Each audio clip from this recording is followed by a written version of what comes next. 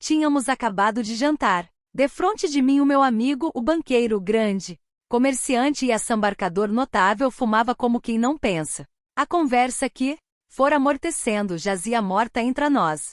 Procurei reanimá-la ao acaso servindo-me de uma ideia que me passou pela meditação. Voltei-me para ele, sorrindo. É verdade, disseram-me há dias que vê em tempos foi anarquista. Fui e sou. Não mudei a esse respeito. Sou anarquista. Essa é boa. Vê anarquista. Em que é que vê anarquista? Só se vê dá a palavra. Qualquer sentido diferente. Do vulgar? Não dou. Emprego a palavra no sentido vulgar. Quer ver dizer então que é anarquista exatamente no mesmo sentido em que são anarquistas esses tipos das organizações operárias? Então entre V e esses tipos da bomba e dos sindicatos não há diferença nenhuma? Diferença, há. Evidentemente que há diferença, mas não é a que V julga.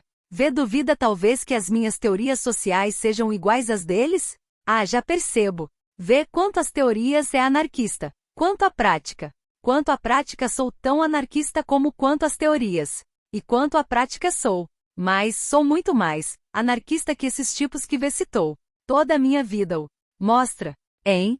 Toda a minha vida o mostra, filho. V que nunca deu a esta coisas uma atenção lúcida. Por isso lhe parece que estou dizendo uma asneira, ou então estou brincando consigo. Ó homem, eu não percebo nada, a não ser que V julgue a sua vida dissolvente e antissocial e dê esse sentido ao anarquismo. Já lhe disse que não, isto é, já lhe disse que não dou à palavra anarquismo um sentido diferente do vulgar. Está bem. Continuo sem perceber. Ó homem, V quer me dizer que não há diferença entre as suas teorias verdadeiramente anarquistas e a prática da sua vida. A prática da sua vida como ela é agora? V quer que eu acredite que V tem uma vida exatamente igual à dos tipos que vulgarmente são anarquistas? Não é isso. O que eu quero dizer é que entre as minhas teorias e a prática da minha vida não há divergência nenhuma, mas uma conformidade absoluta. Lá que não. Tenho uma vida como a dos tipos dos sindicatos e das bombas, isso é verdade. Mas é a vida deles que está fora do anarquismo, fora dos ideais deles. A minha não. Em mim.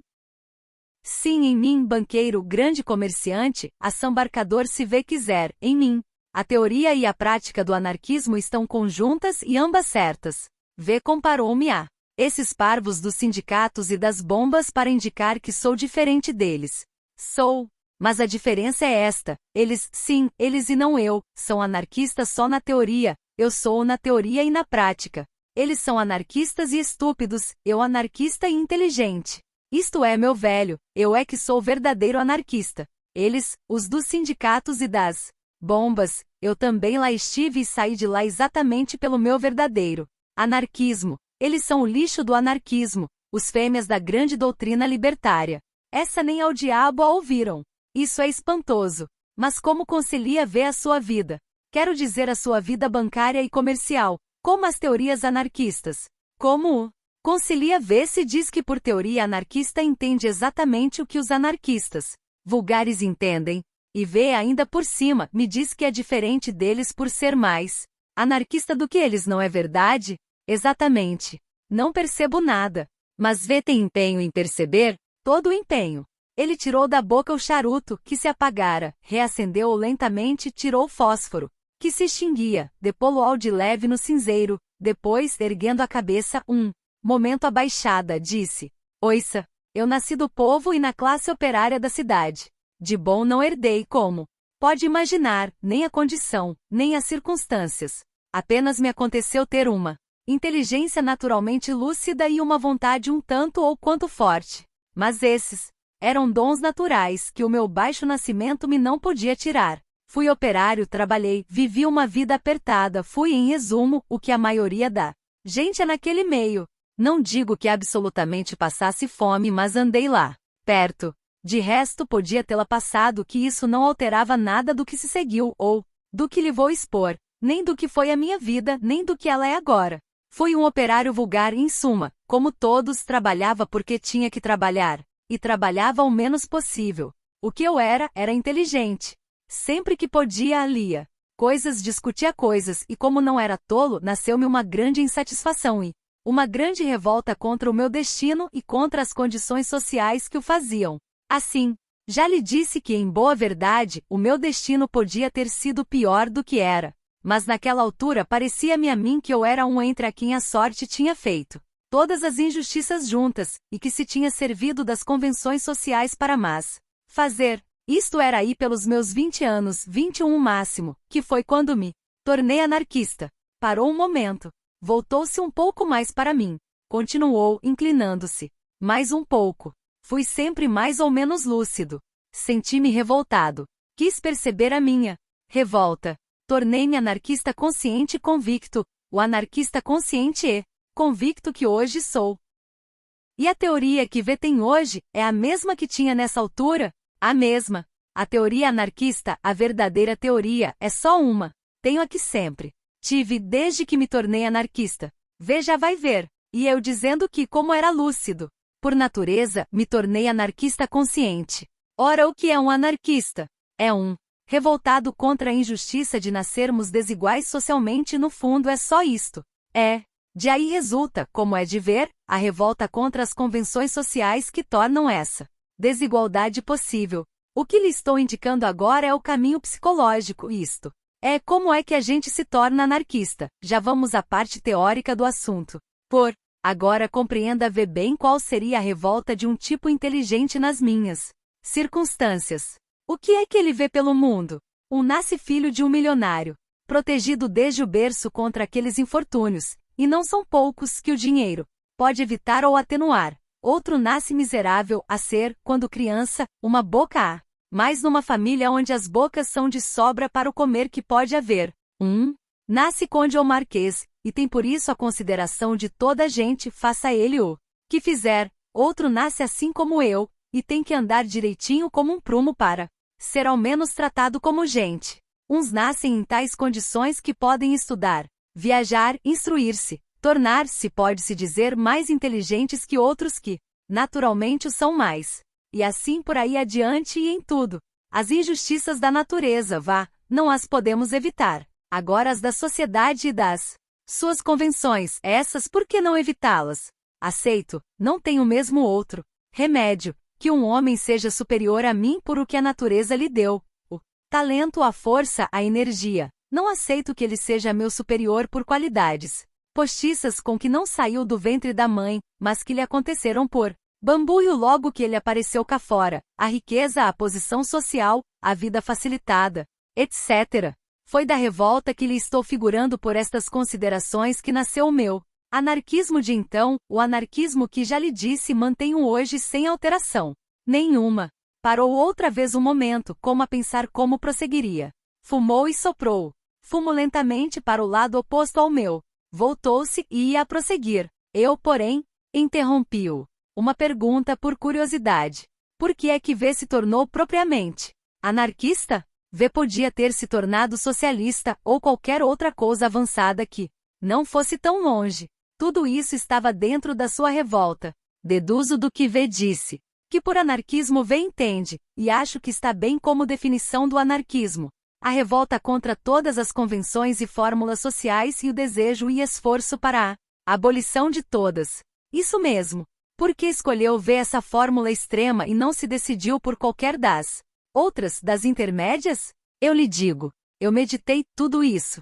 É claro que nos folhetos que eu li havia todas essas teorias. Escolhi a teoria anarquista, a teoria extrema, como V muito bem diz, pelas razões que vou dizer em 2 palavras. Fitou um momento coisa nenhuma. Depois voltou-se para mim. O mal verdadeiro, o único mal, são as convenções e as ficções sociais que se sobrepõem às realidades naturais, tudo desde a família ao dinheiro, desde a religião ao Estado. A gente nasce homem ou mulher, quero dizer, nasce para ser em adulto, homem ou mulher, não nasce em boa justiça natural, nem para ser marido nem para ser rico ou pobre, como também não nasce para ser católico ou protestante, ou português ou inglês. É todas estas coisas em virtude das ficções sociais. Ora, essas ficções sociais são más por quê? Porque são ficções, porque não são naturais. Então, mal é o dinheiro como o Estado, a constituição de família como as religiões. Se houvesse outras que não fossem estas, seriam igualmente más, porque também seriam ficções, porque também se sobreporiam e estorvariam as realidades naturais. Ora, qualquer sistema que não seja o puro sistema anarquista completamente é uma ficção também. Empregar todo o nosso desejo, todo o nosso esforço, toda a nossa inteligência para implantar, ou contribuir para implantar, uma ficção social em vez de outra, é um absurdo, quando não seja mesmo um crime, porque é fazer uma perturbação social com o fim expresso de deixar tudo na mesma. Se achamos injustas as ficções sociais, porque esmagam e oprimem o que é natural no homem, para quê empregar o nosso esforço em substituir-lhes outras ficções, se o podemos empregar para as destruir todas? Isto parece-me que é concludente. Mas suponhamos que o não é, suponhamos que nos objetam que isto tudo estará muito certo, mas que o sistema anarquista não é realizável na prática. Vamos lá examinar essa parte do problema. Por que é que o sistema anarquista não seria realizável? Nós partimos, todos os avançados, do princípio não só de que o atual sistema é injusto, mas de que há vantagem, porque há injustiça em substituí-lo por outro mais justo. Se não pensamos assim, não somos avançados, mas burgueses. Ora, de onde vem este critério de justiça? Do que é natural e verdadeiro, em oposição às ficções sociais e às mentiras da convenção. Ora, o que é natural é o que é inteiramente natural, não é metade, ou um quarto, ou um oitavo de natural. Muito bem. Ora, de duas coisas, uma, ou natural, é realizável socialmente ou não é. Em outras palavras, ou a sociedade pode ser natural, ou a sociedade é essencialmente ficção, e não pode ser natural de maneira nenhuma. Se a sociedade pode ser natural, então pode haver a sociedade anarquista, ou livre, e deve haver, porque é ela a sociedade inteiramente natural. Se a sociedade não pode ser natural, se por qualquer razão que não importa, tem por força que ser ficção, então do mal menos, façamo-la dentro desse ficção inevitável, o mais natural possível.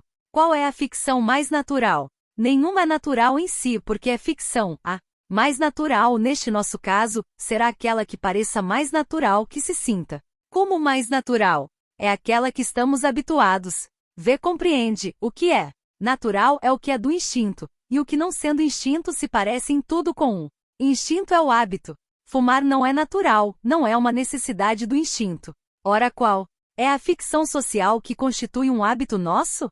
É o atual sistema, o sistema burguês. Temos, pois, em boa lógica que ou achamos a sociedade natural, e seremos defensores do anarquismo, ou não a julgamos possível, e seremos defensores do regime burguês. Não há hipótese intermédia.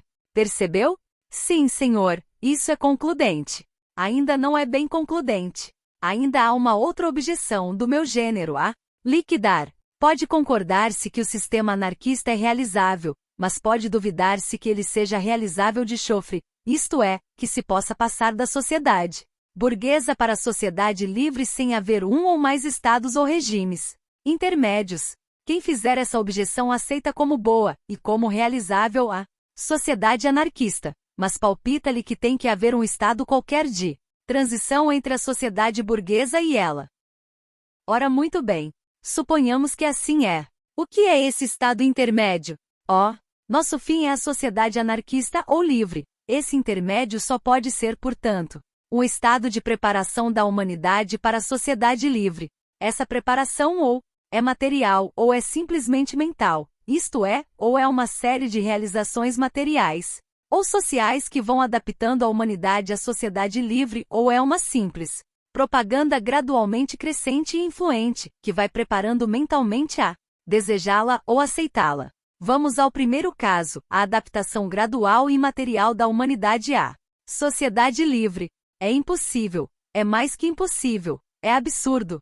Não há adaptação material senão uma coisa que já há. Nenhum de nós se pode adaptar materialmente ao meio social do século 23, mesmo que saiba o que ele será, e não se pode adaptar materialmente porque o século 23 e o seu meio social não existem materialmente ainda.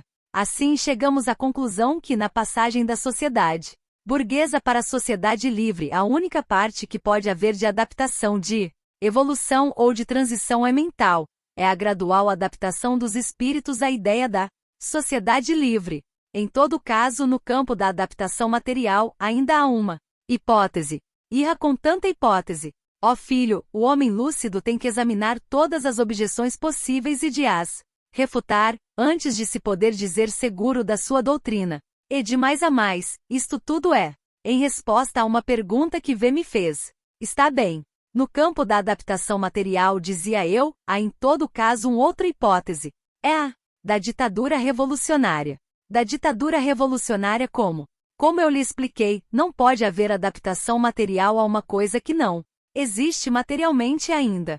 Mas se por um movimento brusco se fizer a revolução social, fica implantada já, não a sociedade livre, porque para essa não pode a humanidade ter ainda preparação, mas uma ditadura daqueles que querem implantar a sociedade livre. Mas existe já, ainda que em esboço ou em começo, existe já, materialmente qualquer coisa da sociedade livre. Haja, portanto, uma coisa material a que a humanidade se adapte. É este o argumento com que as bestas que defendem a ditadura do proletariado a defenderiam se fossem capazes de argumentar ou de pensar. O argumento, é claro, não é deles, é meu. Ponho-o como objeção a mim mesmo. E como lhe vou mostrar? É falso.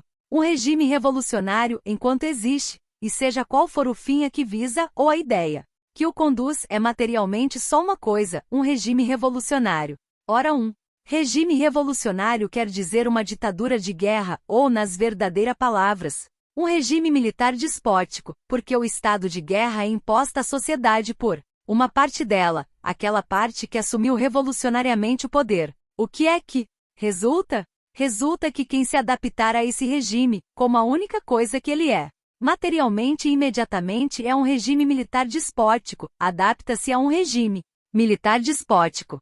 A ideia que conduziu os revolucionários o fim, a que visaram, desapareceu por completo da realidade social, que é ocupada exclusivamente pelo fenômeno guerreiro.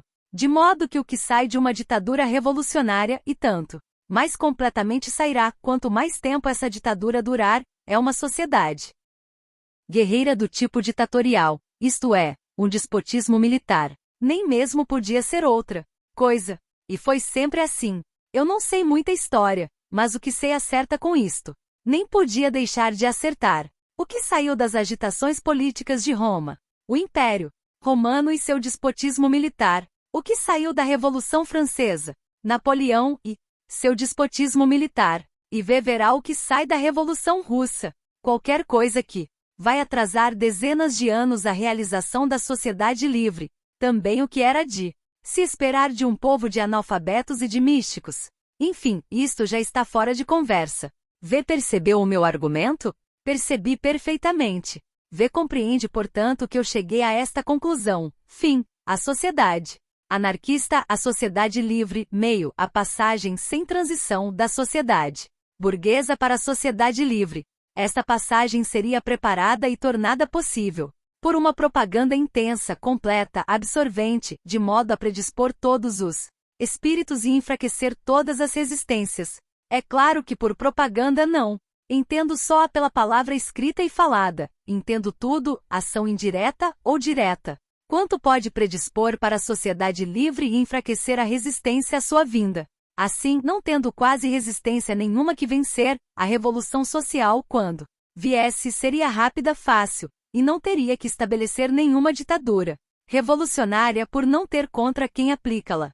Se isto não pode ser assim, é que o anarquismo é irrealizável, e se o anarquismo é irrealizável, só é defensável e justa.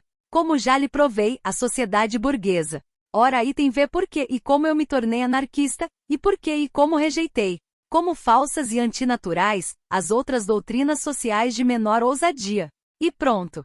Vamos lá continuar a minha história. Fez explodir um fósforo, e acendeu lentamente o charuto.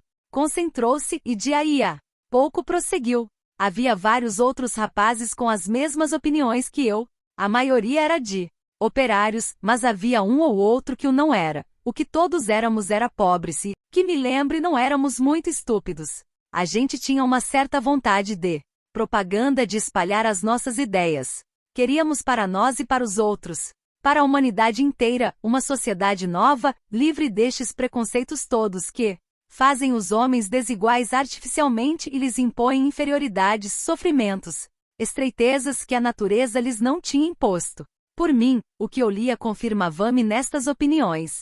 Em livros libertários baratos, os que havia ao tempo, e eram já bastantes, li quase tudo. Fui a conferências e comícios dos propagandistas do tempo. Cada livro e cada discurso me convencia mais da certeza e da justiça das minhas ideias. O que eu pensava então, repito-lhe, meu amigo, é o que penso hoje, a única diferença é que então pensava só, hoje penso e prático. Pois sim, isso até onde vai, está muito bem. Está muito certo que V se tornasse anarquista sim, e vejo perfeitamente que V era anarquista. Não preciso mais provas disso. Como é que saiu de aí sem contradição? Isto é, mais ou menos já calculo. Não calcula nada. Eu sei o que V quer dizer. V baseia-se nos argumentos que acaba de ouvir e julga que eu achei o anarquismo irrealizável e por isso, como lhe disse, só defensável e justa a sociedade burguesa, não é? Sim, calculei que fosse mais ou menos isso. Mas como podia ser, se desde o princípio da conversa lhe tenho dito e repetido que sou anarquista, que não só o fui mas o continuo sendo.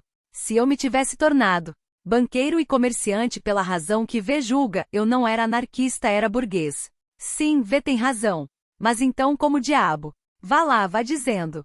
Como lhe disse, fui sempre mais ou menos lúcido, e também um homem de ação. Essas são qualidades naturais, não as puseram no berço, se é que tive berço, eu é que as levei para lá. Pois bem, sendo anarquista eu achava insuportável ser anarquista passivamente só para ir ouvir discursos e falar nisso com os amigos. Não, era preciso fazer qualquer coisa, era preciso trabalhar e lutar pela causa dos oprimidos e das vítimas das convenções sociais. Decidi meter ombros a isso, conforme pudesse. Pus-me a pensar como é que eu poderia ser útil à causa libertária. Pus-me a traçar o meu plano de ação. O que quer o anarquista? Liberdade. A liberdade para si e para os outros, para a humanidade inteira. Quer estar livre da influência ou da pressão das ficções sociais. Quer ser livre tal qual nasceu e pareceu no mundo, que é como a injustiça deve ser, e quer essa liberdade para si e para todos os mais. Nem todos podem ser iguais perante a natureza, uns nascem altos, outros baixos, uns fortes, outros fracos, uns mais inteligentes, outros menos. Mas todos podem ser iguais de aí em diante, só as ficções sociais o evitam. Essas ficções sociais é que era preciso destruir. Era preciso destruí-las. Mas não me escapou uma coisa, era preciso destruí-las.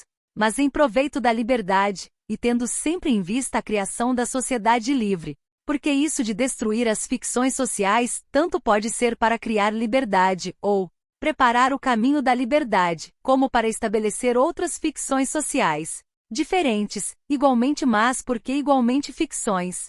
Aqui é que era preciso cuidado. Era preciso acertar com um processo de ação, qualquer que fosse a sua violência ou a sua não violência, porque contra as injustiças sociais tudo era legítimo, pelo qual se contribuísse para destruir as ficções sociais sem ao mesmo tempo estorvar a criação da liberdade futura, criando já mesmo, caso fosse possível, alguma coisa da liberdade futura. É claro que esta liberdade, que deve haver cuidado em não estorvar, é a liberdade futura e no presente é a liberdade dos oprimidos pelas ficções sociais.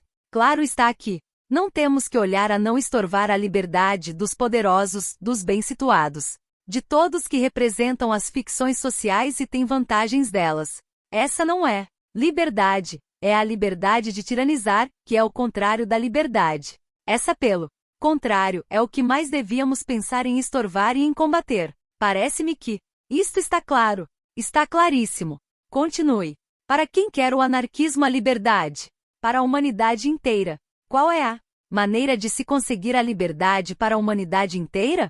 Destruir por completo todas as ficções sociais? Já lhe antecipei a explicação quando, por causa da sua pergunta, discuti os outros sistemas avançados e lhe expliquei como e por que era anarquista. Lembra-se da minha conclusão? Lembro. Uma revolução social súbita, brusca, esmagadora, fazendo a sociedade passar, de um salto, do regime burguês para a sociedade livre. Esta revolução social preparada por um trabalho intenso e contínuo, de ação direta e indireta tendente a dispor todos os espíritos para a vinda da sociedade livre e a enfraquecer até ao estado comatoso todas as resistências da burguesia. Escuso de lhe repetir as razões que levam inevitavelmente a esta conclusão, adentro do anarquismo, já lhe expus, já a percebeu. Sim, essa revolução seria preferivelmente mundial, simultânea em todos os pontos ou os pontos importantes do mundo, ou não sendo assim, partindo rapidamente de uns para outros, mas em todo caso em cada ponto, isto é, em cada nação fulminante e completa. Muito bem. O que poderia eu fazer para esse fim? Só por mim, não a poderia fazer a revolução mundial, nem mesmo poderia fazer a revolução completa na parte referente ao país onde estava. O que podia era trabalhar na inteira medida do meu esforço para fazer a preparação para essa revolução. Já lhe expliquei como. Combatendo por rodos os meios acessíveis, as ficções sociais, não estorvando nunca, ao fazer esse combate, ou a propaganda da sociedade livre nem a liberdade futura, nem a liberdade presente dos oprimidos, criando já, sendo possível, qualquer coisa da futura liberdade. Puxou fumo, fez uma leve pausa, recomeçou. Ora aqui, meu amigo, pus eu a minha lucidez em ação. Trabalhar para o futuro está bem, pensei eu. Trabalhar para os outros terem liberdade, está certo. Mas então eu não sou ninguém. Se eu fosse cristão, trabalhava alegremente pelo futuro dos outros, porque lá tinha minha recompensa no céu. Mas também, se eu fosse cristão, não era anarquista, porque então as tais desigualdades sociais não tinham importância na nossa curta vida, eram só condições da nossa provação, e lá seriam compensadas na vida eterna. Mas eu não era cristão como não sou, e perguntava-me, mas por quem é que eu vou me sacrificar nisto tudo? Mais ainda, por que é que eu me vou sacrificar? Vieram-me momentos de descrença, e compreende que era justificada. Sou materialista, pensava eu, não tenho mais vida que esta, para que hei de ralar-me com propagandas e desigualdades sociais e outras histórias, quando posso gozar e entreter-me muito mais se não me preocupar com isso? Quem tem só esta vida, quem não crê na vida eterna, quem não admite lei senão a natureza, quem se opõe ao Estado porque ele não é natural, ao casamento porque ele não é natural, ao dinheiro porque ele não é natural, porque cargas de água é que defende o altruísmo e o sacrifício pelos outros ou pela humanidade, se o altruísmo e o sacrifício também não são naturais? Sim, a mesma lógica que me mostra que um homem não nasce para ser casado ou para ser português, ou para ser rico ou pobre, mostra-me também que ele não nasce para ser solidário, que ele não nasce senão para ser ele próprio, e portanto, o contrário de altruísta e solidário, e portanto exclusivamente egoísta. Eu discuti a questão comigo mesmo. Repara tu, dizia eu para mim, que nascemos pertencentes à espécie humana, e que temos o dever de ser solidários com todos os homens.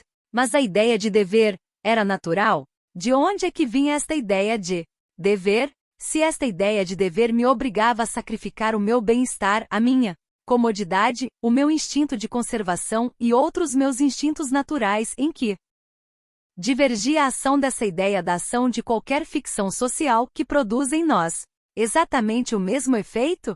Esta ideia de dever, isto de solidariedade humana, só podia considerar-se natural se trouxesse consigo uma compensação egoísta, porque então, embora em princípio contrariasse o egoísmo natural, se dava a esse egoísmo uma compensação sempre. No fim de contas, o não contrariava. Sacrificar um prazer, simplesmente sacrificá-lo, não é natural. Sacrificar um prazer a outro, é que já está dentro da natureza. É entre duas coisas naturais que se não podem ter ambas, escolher uma, o que está bem. Ora, que compensação egoísta ou natural podia dar-me a dedicação à causa da sociedade livre e da futura felicidade humana?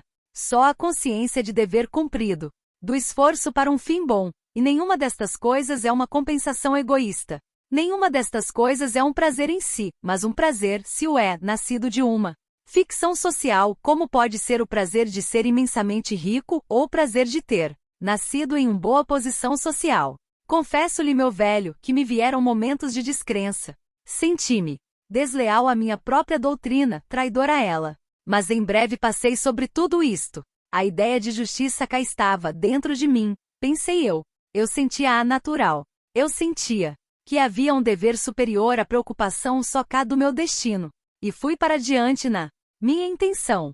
Não me parece que essa decisão revelasse uma grande lucidez da sua parte. V. Não resolveu a dificuldade. V foi para diante por um impulso absolutamente sentimental. Sem dúvida. Mas o que lhe estou contando agora é a história de como me tornei anarquista e de como continuei sendo e continuo. Vou lhe expondo lealmente as hesitações e as dificuldades que tive e como as venci. Concordo que naquele momento, venci a dificuldade lógica com o sentimento e não com o raciocínio. Mas há de ver que mais tarde, quando cheguei à plena compreensão da doutrina anarquista, esta dificuldade, até então logicamente sem resposta, teve a sua solução, completa e absoluta. É curioso. Agora deixe-me continuar na minha história. Tive esta dificuldade e resolvi-a-se. Bem que mal, como lhe disse. Logo a seguir, e na linha dos meus pensamentos, surgiu-me outra dificuldade que também me atrapalhou bastante. Estava bem, vamos lá, que estivesse disposto a sacrificar-me, sem recompensa nenhuma propriamente pessoal, isto é, sem recompensa nenhuma verdadeiramente natural. Mas suponhamos que a sociedade futura não dava em nada do que eu esperava, que nunca havia a sociedade livre, e que diabo é que eu, nesse case, me estava sacrificando? Sacrificar-me a uma ideia sem recompensa pessoal, sem eu ganhar nada com o meu esforço por essa ideia, mas sacrificar-me sem ao menos ter a certeza de que aquilo para que eu trabalhava existiria um dia, sem que a própria ideia ganhasse com o meu esforço. Isso era um pouco mais forte. Desde já lhe digo que resolvi a dificuldade pelo mesmo processo sentimental porque resolvi a outra. Mas advirto também que do mesmo modo que a outra, resolvi esta pela lógica. Automaticamente, quando cheguei ao estado plenamente consciente do meu anarquismo. Depois verá. Na altura do que lhe estou contando, saí-me do apuro. Com uma ou duas frases ocas. Eu fazia o meu dever para com o futuro que fizesse o seu para comigo. Isto, ou coisa que o valha. Expus esta conclusão, ou, antes estas conclusões, aos meus camaradas, e eles concordaram todos comigo, concordaram todos que era preciso ir para a frente e fazer tudo pela sociedade livre. É a verdade que um ou outro, dos mais inteligentes, ficaram um pouco abalados com a exposição, não porque não concordassem, mas porque nunca tinham visto as coisas assim claras, nem os bicos que estas coisas têm. Mas, enfim, concordaram todos. Iríamos todos trabalhar pela grande revolução social, pela sociedade livre, quer o futuro nos justificasse, quer não. Formamos um grupo entre gente certa e começamos uma grande propaganda, grande, é claro, dentro dos limites do que podíamos fazer. Durante bastante tempo, no meio de dificuldades embrulhadas e por vezes perseguições, lá fomos trabalhando pelo ideal anarquista. O banqueiro, chegado aqui, fez uma pausa um pouco mais longa. Não acendeu o charuto, que estava outra vez apagado. De repente teve um leve sorriso, e com um ar de quem chega ao ponto importante, fitou-me com mais insistência e prosseguiu, clarificando mais a voz e acentuando mais as palavras. Nesta altura, disse ele, apareceu uma coisa nova. Nesta altura, é modo de dizer. Quero dizer que depois de alguns meses desta propaganda, comecei a reparar numa nova complicação. Está aí que era a mais séria de todas. Está aí que era séria a valer. Recorda-se, não é verdade? Daquilo em que eu, por um raciocínio rigoroso, assentei que devia ser o processo de ação dos anarquistas. Um processo, ou processos quaisquer pelo qual se contribuísse para destruir as ficções sociais sem, ao mesmo tempo, estorvar a criação da liberdade futura, sem, portanto, estorvar em coisa nenhuma pouca liberdade dos atuais oprimidos pelas ficções sociais. Um processo que, sendo possível, criasse já alguma coisa da liberdade futura. Pois bem, uma vez assente este critério, nunca mais deixei de o ter presente.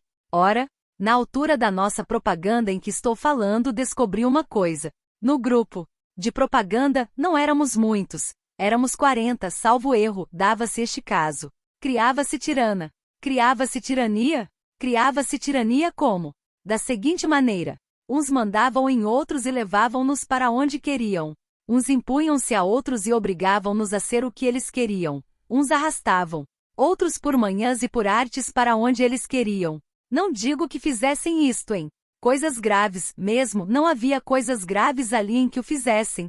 Mas o fato é que isto acontecia sempre e todos os dias, e dava-se não só em assuntos relacionados com a propaganda como fora deles, em assuntos vulgares da vida. Uns iam insensivelmente para chefes, outros insensivelmente para subordinados. Uns eram chefes por imposição, outros eram chefes por manha. No fato mais simples isto se via. Por exemplo, 2 dos rapazes iam juntos por uma rua fora, chegavam ao fim da rua, e um tinha que ir para a direita e outro para a esquerda. Cada um tinha conveniência em ir para o seu lado. Mas o que ia para a esquerda dizia para o outro: venha ver comigo por aqui. O outro respondia, e era verdade: homem, não posso. Tenho que ir por ali por esta ou aquela razão. Mas afinal, contra sua vontade e sua conveniência, lá ia com o outro para a esquerda. Isto era uma vez por persuasão, outra vez por simples insistência, uma terceira vez por um outro motivo qualquer. Isto nunca era por uma razão lógica. Havia sempre nesta imposição e nesta subordinação qualquer coisa de espontâneo, de como que instintivo.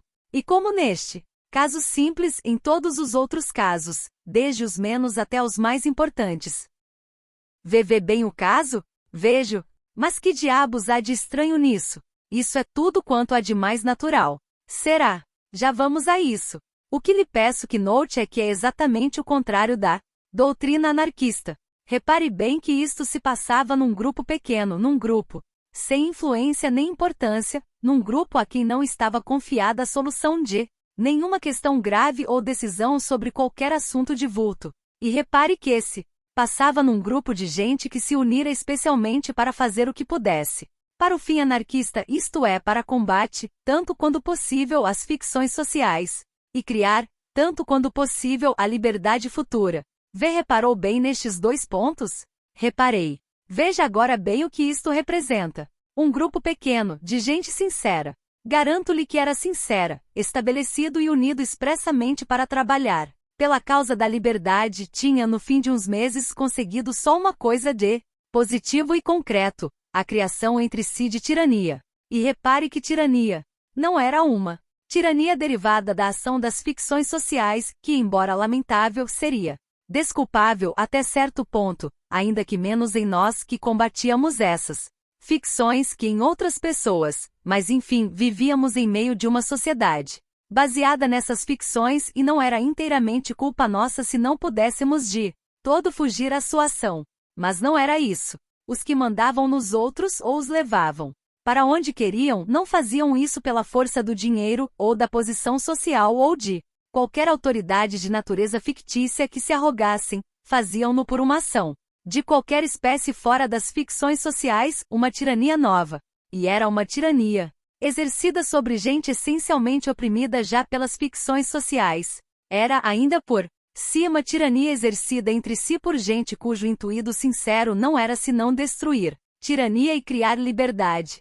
Agora ponha o caso num grupo muito maior, muito mais influente, tratando já de questões importantes e de decisões de caráter fundamental.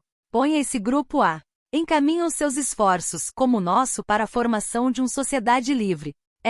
Agora diga-me se através desse carregamento de tiranias entrecruzadas vê entrever qualquer sociedade futura que se pareça com uma sociedade livre ou com uma humanidade digna de si própria. Sim, isso é muito curioso. É curioso, não é? E olhe que há pontos secundários também muito curiosos. Por exemplo, a tirania do auxílio. A quê? A tirania do auxílio. Havia entre nós quem, em vez de mandar nos outros, em vez de se impor aos outros, pelo contrário, os auxiliava em tudo quanto podia. Parece o contrário, não é verdade? Pois olhe que é o mesmo. É a mesma tirania nova. É do mesmo modo ir contra os princípios anarquistas. Essa é boa? Em que? Auxiliar alguém, meu amigo, é tomar alguém por incapaz, se esse alguém não é incapaz, é ou fazê-lo tal, ou supô-lo tal. E isto é, no primeiro caso, uma tirania, e no segundo, um desprezo. Num caso, cerceia-se a liberdade de outrem, no outro caso, parte-se, pelo menos inconscientemente, do princípio de que outrem é desprezível e indigno ou incapaz de liberdade. Voltemos ao nosso caso. Vê bem que este ponto era gravíssimo. Vá aqui. trabalhássemos pela sociedade futura sem esperarmos que ela nos agradecesse ou, arriscando-nos mesmo a que ela nunca viesse. Tudo isso vá, mas o que era demais era estarmos trabalhando para um futuro de liberdade e não fazermos, de positivo, mais que criar tirania, e não só tirania, mas tirania nova, e tirania exercida por nós, os oprimidos, uns sobre os outros. Ora, isto é que não pode ser. Pus-me a pensar. Aqui havia um erro, um desvio qualquer. Os nossos intuitos eram bons, as nossas doutrinas pareciam certas. Seriam errados os nossos processos? Com certeza que deveriam ser. Mas onde diabo estava o erro? Pus-me a pensar nisso. E ia dando em doido. Um dia, de repente, como acontece sempre nestas coisas, dei com a solução. Foi o grande dia das minhas teorias anarquistas, o dia em que descobri, por assim dizer, a técnica do anarquismo. Olhou-me um momento sem me olhar. Depois continuou no mesmo tom. Pensei assim: temos aqui uma tirania nova, uma tirania que não é derivada das ficções sociais. Então de onde é que ela é derivada? Será derivada das qualidades naturais?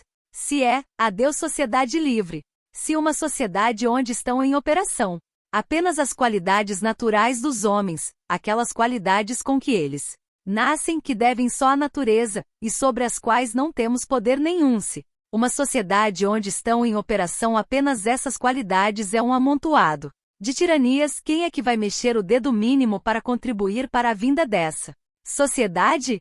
Tirania por tirania, fique a que está, que ao menos é aquela a que estamos habituados e que por isso fatalmente sentimos menos que estaríamos uma tirania nova e com o caráter terrível de todas as coisas tirânicas que são diretamente da natureza, o não haver revolta possível contra ela, como não há revolução contra ter que morrer, ou contra nascer baixo quando se preferia ter nascido alto. Mesmo eu já lhe provei que se por qualquer razão não é realizável a sociedade anarquista, então deve existir por ser mais natural que qualquer outra salvo aquela, a sociedade burguesa. Mas seria esta tirania, que nascia assim entre nós, realmente derivada das qualidades naturais? Ora, o que são as qualidades naturais? São o grau de inteligência, de imaginação, de vontade, etc., com que cada um nasce, isto no campo mental, é claro, porque as qualidades naturais físicas não vêm para o caso. Ora, um tipo que, sem ser por uma razão derivada das ficções sociais, manda noutro por força, que o faz por lhe ser superior em uma ou outra das qualidades naturais. Domina-o pelo emprego das suas qualidades naturais. Mas há uma coisa a ver, esse emprego das qualidades naturais será legítimo, isto é, será natural? Ora, qual é o emprego natural das nossas qualidades naturais? O servir os fins naturais da nossa personalidade. Ora, dominar alguém será um fim natural da nossa personalidade? Pode sê-lo. Há um caso em que pode sê-lo, é quando esse alguém está para nós num lugar de inimigo. Para o anarquista, é claro, quem está num lugar de inimigo é qualquer representante das ficções sociais e da sua tirania, mas ninguém, porque todos os outros homens são homens como ele e camaradas naturais. Ora, vê, o caso da tirania que tínhamos estado criando era exercida sobre homens como nós, camaradas naturais, e mais ainda sobre homens duas vezes nossos camaradas, porque o eram também pela comunhão do mesmo ideal. Conclusão, esta nossa tirania, se não era derivada das ficções sociais, também não era derivada das qualidades naturais, era derivada de uma aplicação errada, de uma perversão das qualidades naturais. E essa perversão, de onde é que provinha? Tinha que provir de uma de duas coisas, ou de o homem ser naturalmente mau, e, portanto, todas as qualidades naturais serem naturalmente pervertidas, ou de uma perversão resultante da longa permanência da humanidade numa atmosfera de ficções sociais, todas elas criadoras de tirania, e tendente, portanto, a tornar já instintivamente tirânico o uso mais natural das qualidades mais naturais. Ora, destas duas hipóteses, qual é que seria verdadeira? De um modo satisfatório, isto é, rigorosamente lógico ou científico, era impossível determinar. O raciocínio não pode entrar com o problema, porque ele é de ordem histórica ou científica, e depende do conhecimento de fatos. Por seu lado, a ciência também nos não ajuda porque, por mais longe que recuemos na história, encontramos sempre o homem vivendo sob um ou outro sistema de tirania social, e portanto sempre num estado que nos não permite averiguar como é o homem quando vive em circunstâncias pura e inteiramente naturais. Não havendo maneira de determinar ao certo, temos que pender para o lado da maior probabilidade, e a maior probabilidade está na segunda hipótese. É mais natural supor que a longuíssima permanência da humanidade em ficções sociais, criadoras de tirania, faça cada homem nascer já com as suas qualidades naturais, pervertidas no sentido de tiranizar, do que supor que qualidades naturais podem ser naturalmente pervertidas, o que de certo modo representa uma contradição. Por isso, o pensador decide-se, como eu me decidi com uma quase absoluta segurança, pela segunda hipótese. Temos, pois, que uma coisa é evidente. No estado social presente não é possível um grupo de homens por bem intencionados que estejam todos por preocupados que estejam todos só em combater as ficções sociais, em trabalhar pela liberdade, trabalharem juntos sem que espontaneamente criem entre si tirania, sem criar entre si uma tirania nova suplementar à das ficções sociais, sem destruir na prática tudo quanto querem na teoria, sem involuntariamente estorvar o mais possível o próprio intuito que querem promover. O que há a fazer? É muito simples. É trabalharmos todos para o mesmo fim, mas separados. Separados? Sim. Vê, não seguiu o meu argumento? Segui. E não acha lógica, não acha fatal esta conclusão? Acho sim, claro. Disse eu. Trabalharmos todos para o mesmo fim, mas separados. Trabalharmos todos para o mesmo fim anarquista, cada um contribui com o seu esforço para a destruição das ficções sociais, que é para onde o dirige, e para a criação da sociedade livre do futuro, e trabalhando separados não podemos, de modo nenhum, criar tirania nova, porque nenhum tem ação sobre o outro, e não pode, portanto, nem dominando-o diminuir-lhe a liberdade, nem auxiliando-o apagar-lhe. Trabalhando assim separados e para o mesmo fim anarquista, temos as duas vontades, a do esforço e a da não criação de tirania nova. Continuamos unidos, porque o estamos moralmente e trabalhamos do mesmo modo para o mesmo fim. Continuamos anarquistas porque cada um trabalha para a sociedade livre, mas deixamos de ser traidores, voluntários ou involuntários, a nossa coisa deixamos mesmo de poder sê-lo porque nos colocamos, pelo trabalho anarquista isolado, fora da influência deletéria das ficções sociais, no seu reflexo hereditário sobre as qualidades que a natureza deu. É claro que toda esta tática se aplica ao que eu chamei de período de preparação para a Revolução Social. Arruinadas as defesas burguesas e reduzida a sociedade inteira ao estado de aceitação das doutrinas anarquistas, faltando só fazer a revolução social, então, para o golpe final, é que não pode continuar a ação separada. Mas, nessa altura, já a sociedade livre estará virtualmente chagada, já as coisas serão de outra maneira. A tática a que me refiro só diz respeito à ação anarquista em meio da sociedade burguesa, como agora, como no grupo a que eu pertencia. Era esse, até que enfim, o verdadeiro processo anarquista. Juntos, nada valíamos que importasse, e ainda por cima nos tiranizávamos e nos estorvávamos uns aos outros e as nossas teorias. Separados, pouco também conseguiríamos, mas ao menos não estorvávamos a liberdade, não criávamos tirania nova. O que conseguíamos, pouco que fosse, era realmente conseguido, sem desvantagem nem perda.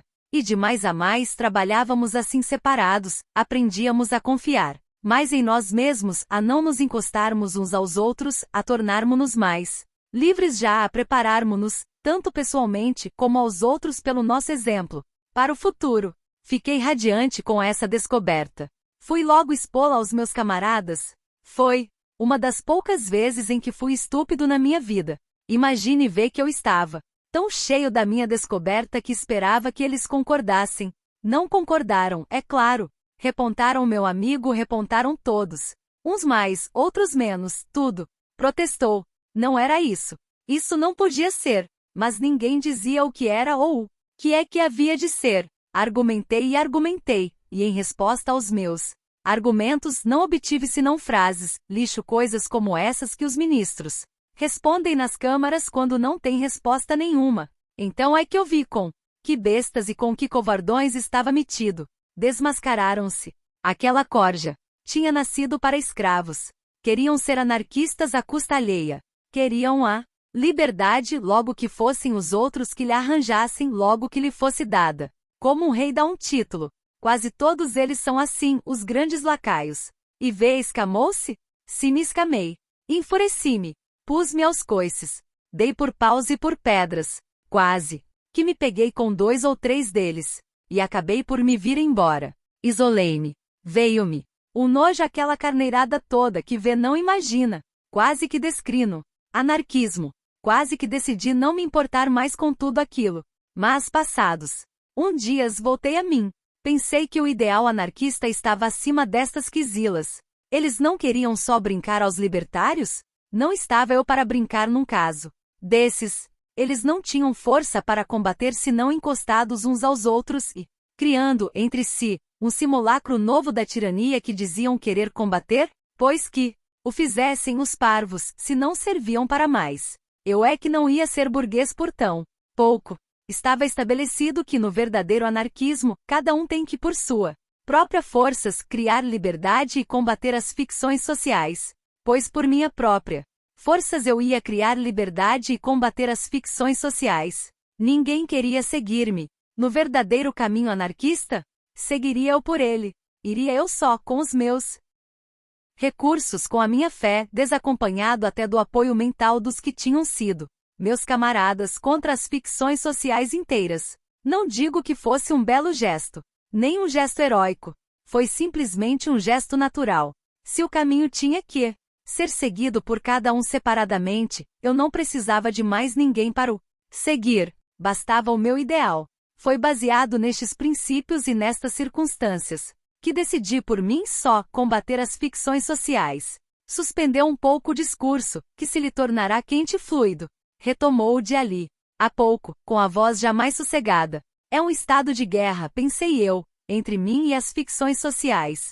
Muito bem. O que posso eu fazer contra as ficções sociais? Trabalho sozinho, para não poder, de modo nenhum, criar qualquer tirania. Como posso eu colaborar sozinho na preparação da revolução social, na preparação da humanidade para a sociedade livre? Tenho que escolher um de 2 processos, dos 2 processos que há, caso, é claro, não possa servir-me de ambos. Os 2 processos são a ação indireta, isto é, a propaganda, e a ação direta, de qualquer espécie. Pensei primeiro na ação indireta, isto é, na propaganda. Que propaganda poderia eu fazer só por mim?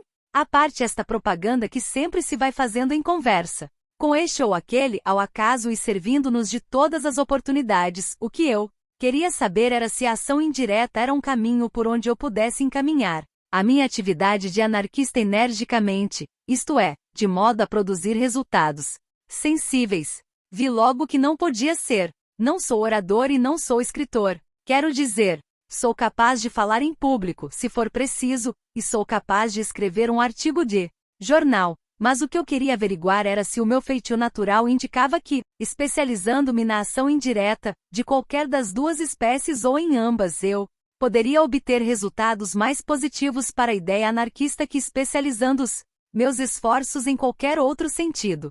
Ora, a ação é sempre mais proveitosa que a propaganda, exceto para os indivíduos cujo feitio os indica essencialmente como propagandistas, os grandes oradores, capazes de eletrizar multidões e arrastá-las atrás de si, ou os grandes escritores, capazes de fascinar e convencer com os seus livros. Não me parece que eu seja muito vaidoso, mas se o sou não me dá pelo menos, para me envaidecer daquelas qualidades que não tenho. E como lhe disse, nunca me deu para me julgar orador ou escritor. Por isso abandonei a ideia da ação indireta como caminho a dar à minha atividade anarquista.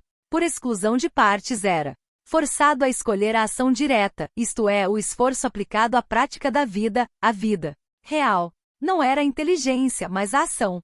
Muito bem. Assim seria. Tinha eu, pois, que aplicar à vida prática o processo fundamental de ação anarquista, que eu já tinha esclarecido, combater as ficções sociais sem criar tirania nova, criando já, caso fosse possível, qualquer coisa da liberdade futura. Ora, como diabo se faz isso na prática?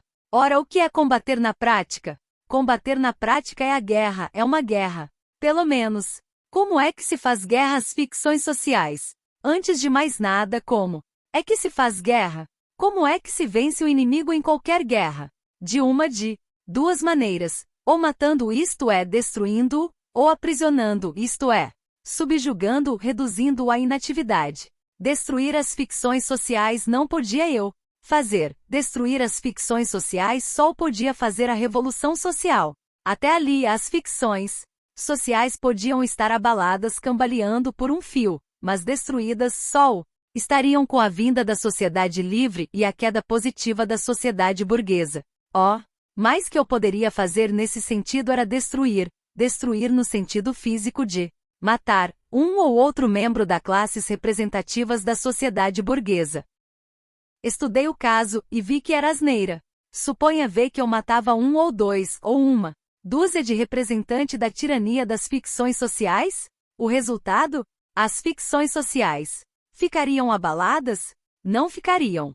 As ficções sociais não são como uma situação política, que pode depender de um pequeno número de homens, de um só homem por vezes. O que há de mal nas ficções sociais são elas, no seu conjunto, e não os indivíduos que as representam, senão por serem representantes delas. Depois, um atentado de ordem social produz sempre uma reação. Não só tudo fica na mesma, mas as mais das vezes piora. E ainda por cima suponha, como é natural, que depois de um atentado eu era caçado e liquidado de uma maneira ou outra.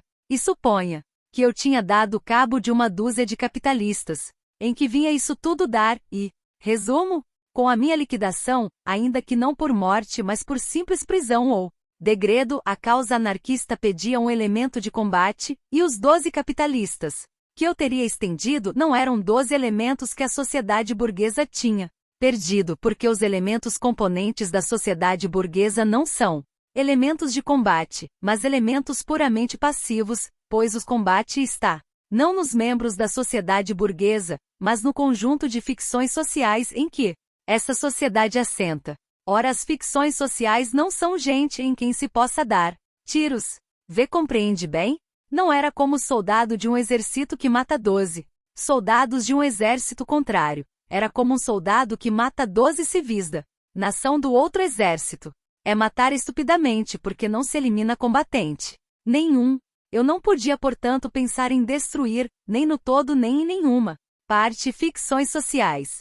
Tinha então que subjugá-las, que vencê-las subjugando-as, reduzindo-as à inatividade. Apontou para mim o indicador direito súbito. Foi o que eu fiz. Retirou logo o gesto e continuou. Procurei ver qual era a primeira, a mais importante das ficções sociais. Seria essa, que me cumpria mais que a nenhuma outra tentar subjugar, tentar reduzir a inatividade. A mais importante da nossa época, pelo menos, é o dinheiro. Como subjugar o dinheiro, ou em palavras mais precisas, a força ou a tirania do dinheiro, tornando-me livre da sua influência, da sua força, superior portanto à influência, reduzindo-o à inatividade pelo que me dizia respeito a mim, compreende vê?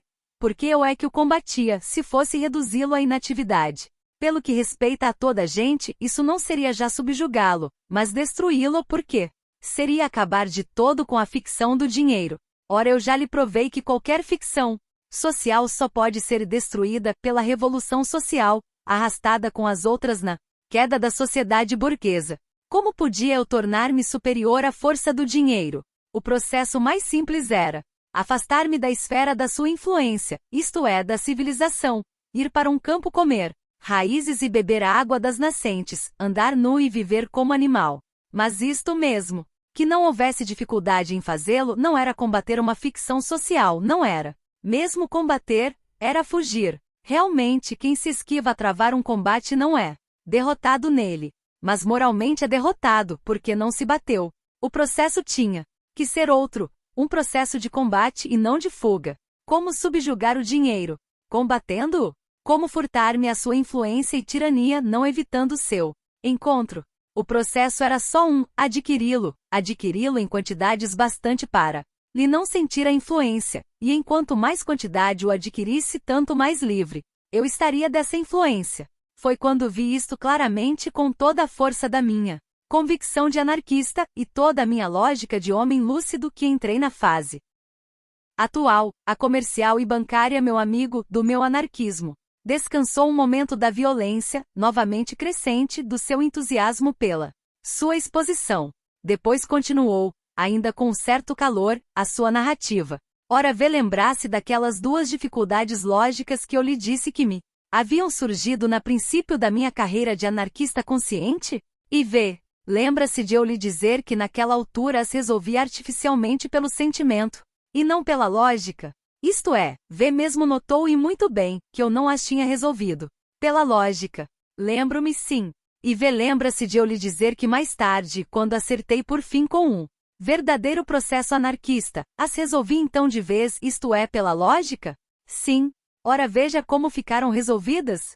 As dificuldades eram estas: não é natural trabalhar por qualquer coisa, seja o que for, sem uma compensação natural, isto é, egoísta, e não é natural dar o nosso esforço a qualquer fim sem ter a compensação de saber que esse fim se atinge. As duas dificuldades eram estas, ora repare como ficam resolvidas pelo processo de trabalho anarquista que o meu raciocínio me levou a descobrir como sendo o único verdadeiro.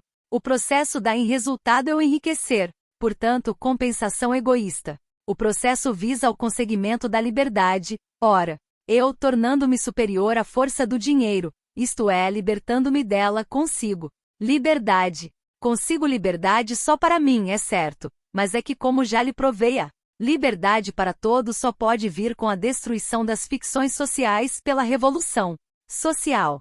O ponto concreto é este: viso liberdade, consigo a liberdade. Que posso. E veja a parte o raciocínio que determina este processo anarquista. Como único verdadeiro, o fato que ele resolve automaticamente as dificuldades lógicas que se podem opor a qualquer processo anarquista, mais prova que ele é o verdadeiro. Pois foi este o processo que eu segui. Meti ombros à empresa de subjugar a ficção. Dinheiro, enriquecendo. Consegui. Levou um certo tempo, porque a luta foi grande. Mas consegui. Escuso de lhe contar o que foi e o que tem sido a minha vida comercial e bancária. Podia ser interessante em certos pontos sobretudo, mas já não pertence ao assunto. Trabalhei, lutei, ganhei dinheiro. Trabalhei mais, lutei mais, ganhei mais dinheiro, ganhei muito dinheiro por fim. Não olhei o processo, confesso-lhe meu amigo que não olhei o processo. Empreguei tudo quanto há, o assambarcamento, o sofisma financeiro, a própria concorrência desleal. O quê? Eu combatia as ficções sociais e morais e antinaturais por excelência, e havia de olhar a processos. Eu trabalhava pela liberdade, e havia de olhar as armas com que combatia a tirania.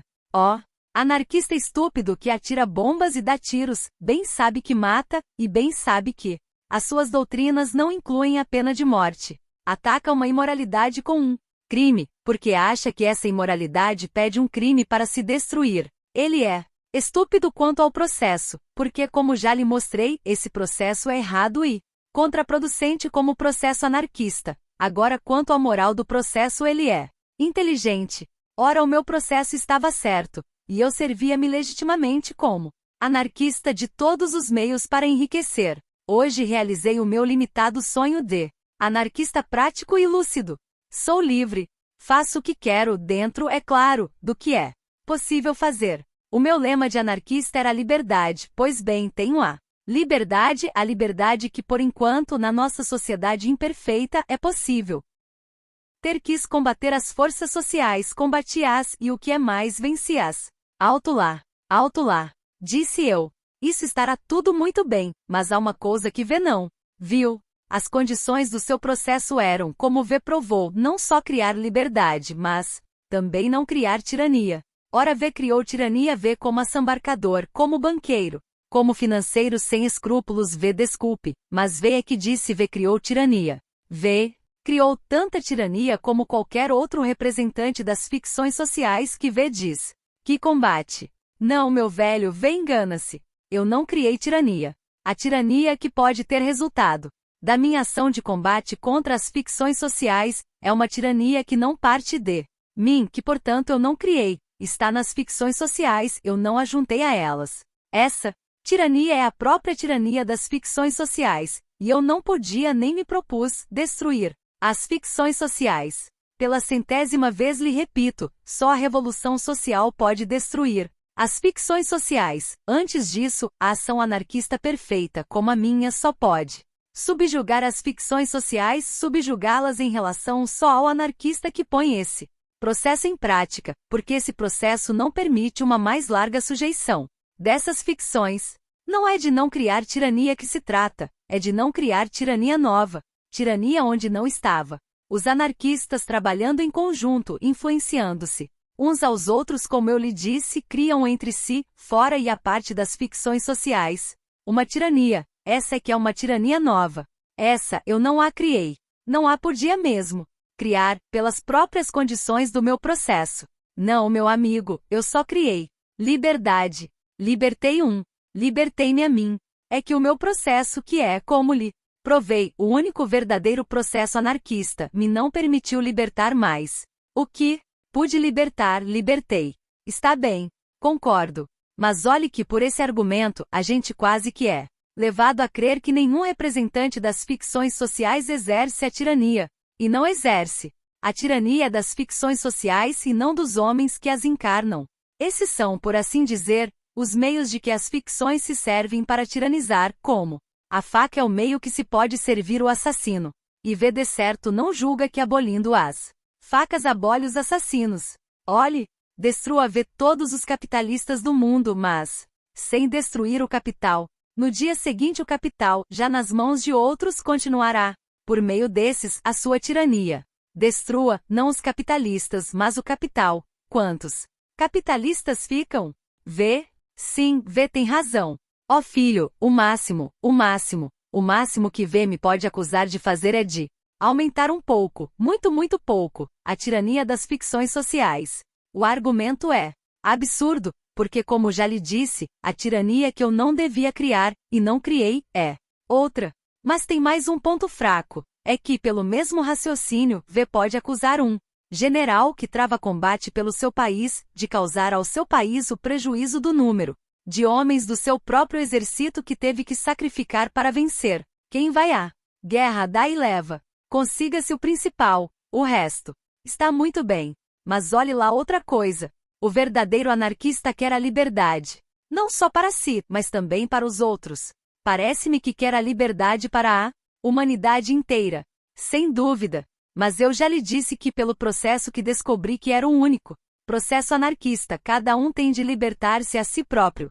Eu libertei-me a mim, fiz o meu dever simultaneamente para comigo e para com a liberdade. Por que é que os outros, os meus camaradas, não fizeram o mesmo? Eu não os impedi. Esse aqui teria sido crime se os tivesse impedido. Mas eu nem sequer os impedi ocultando-lhes o verdadeiro processo anarquista. Logo que descobri o processo, disse-o claramente a todos. O próprio processo me impedia de fazer mais. Que mais podia fazer? Compeli-los a seguir o caminho? Mesmo que o pudesse fazer, não o faria. Porque seria tirar-lhes a liberdade. E isso era contra os meus princípios anarquistas. Auxiliá-los? Também não podia ser pela mesma razão. Eu nunca ajudei, nem ajudo ninguém, porque isso, sendo diminuir a liberdade alheia, é também contra os meus princípios. Vê, o que me está censurando é eu não ser mais gente que uma pessoa só. Por que me censura o cumprimento do meu dever de libertar, até onde eu podia cumprir? Por que não o censura antes a eles por não terem cumprido o deles? Pois sim, homem. Mas esses homens não fizeram o que V fez, naturalmente, porque eram menos inteligentes que V, ou menos fortes de vontade, ou... Ah, meu amigo, essas são já as desigualdades naturais, e não sociais. Com essas, é que o anarquismo não tem nada.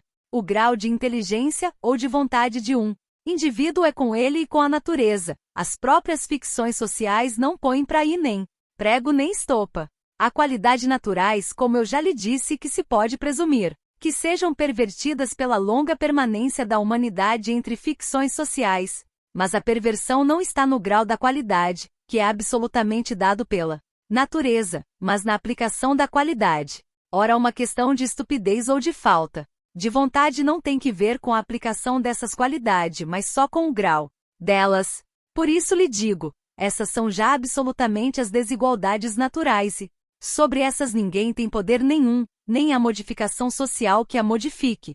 Como não me pode tornar a mim alto ou a V baixo? A não ser A não ser que, no caso desses tipos, a perversão hereditária das qualidades naturais vá tão longe que atinja o próprio fundo do temperamento. Sim, que um tipo nasça para escravo, nasça naturalmente escravo, e portanto incapaz de qualquer esforço no sentido de se libertar. Mas nesse caso, que tem eles que ver com a sociedade livre ou com a liberdade? Se um homem nasceu para escravo, a liberdade, sendo contrária à sua índole, será para ele uma tirania. Houve uma pequena pausa. De repente ria alto.